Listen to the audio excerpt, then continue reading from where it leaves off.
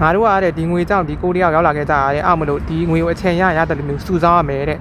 တေချာပေါ့နော်စီးစစ်ပြီးတော့ကိုတုံးတက်ချွေတာတက်မယ်တဲ့အကိုတယောက်ကပေါ့နော်ကိုထုံးပြောဘူးပါတယ်အဲ့လိုမျိုးငါတို့ကတဲ့ဒီကိုရီးယားရောက်လာခဲ့တဲ့အကြောင်းရင်း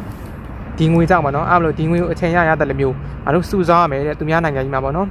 မတုံးမဖြုံးပဲနဲ့တဲ့ဟိုလိုအပ်တာလောက်ပဲတုံးဖြုံးရမယ်လို့ပြောပါပေါ့နော်အဲ့စကားကတကယ်မှန်တယ်ပေါ့နော်ဘာလို့လဲဆိုရင်ဒီမှာကဒီသူတို့ငွေသေးနဲ့မြန်မာနိုင်ငံငွေသေးရဆိုရင်တော်တော်ကွာလीတချို့လူတချို့ကြောင်သားတွေဆိုတာရှိဘလို့ရှိရလဲဆိုရင်သူကဒီမြန်မာနိုင်ငံအမိဘကြီးရှိရပါတော့ငွေကိုလွှဲခိုင်းတယ်လွှဲခိုင်းပြီးဒီမှာကိုထင်းတယ်လို့ဖြုံးတယ်ထင်းတယ်လို့တုံးတဲ့သူတွေရှိပေါ့နော်တချို့ကြလည်းဒီမှာကိုရှာတယ်ကိုရှာတဲ့ပတ်စံကိုမလောက်ကြဘူးအဲ့လိုမျိုးလူတွေလည်းရှိတယ်ဘာလို့မလောက်တာလဲဆိုရင်သူကအဲ့လိုမျိုးဟိုစိတ်ထဲမှာရှိရောက်တာကိုဝယ်ပလိုက်တယ်ကိုဆန္ဒကိုအနာကိုလိုက်တာပေါ့နော်စိတ်ထဲမှာရှိရောက်ဝယ်ပလိုက်တယ်စိတ်ထဲမှာစားချင်တဲ့အောင်စားပလိုက်တယ်အဲ့လိုမျိုးလုပ်ပြတယ်အဲ့လိုလုပ်ပြတဲ့အချိန်မှာသူများနိုင်ငံနဲ့ကိုယ်နိုင်ငံတွေကငွေတရကွာလေ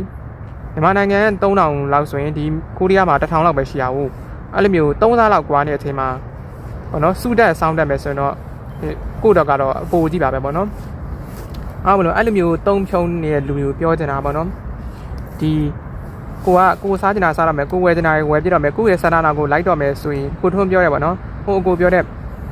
အဲ့ဒီစကားလေးကိုစိတ်ထဲမှာအမှတ်ရပေးပါလို့နော်အဲ့ဒါကျွန်တော်ဟိုဆရာလောက်တာမဟုတ်ပါဘူးကျွန်တော်တိတိလောက်တက်လောက်နည်းနည်း share လုပ်ပြရပါ